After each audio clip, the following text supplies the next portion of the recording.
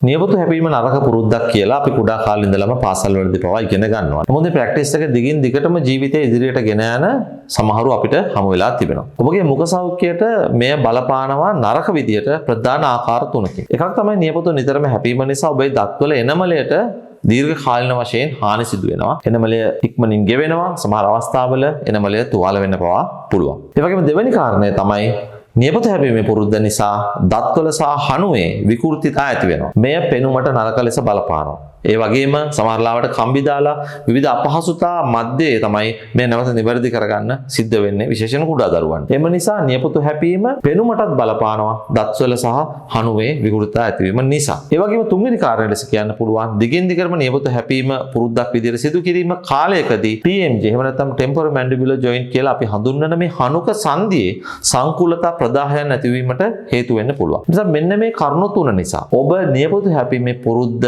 නවත්වන්න අවශ්‍යයි. ඒ වගේම ඔබේ දරුවාත් තින් මුදා ගැනීම අවශ්‍යයි. දන්ත ශල්‍ය වෛද්‍ය විද්‍යාව පිළිබඳව මුඛ සෞඛ්‍ය පිළිබඳව දැනුම ඔබට තවදුරටත් ලබා ගැනීමට අවශ්‍ය නම් මෙහි ඩිස්ක්‍රිප්ෂන් එකේ තිබෙන ලින්ක් එක හරහා අපගේ WhatsApp සමූහයට එකතු වන්නට පුළුවන්.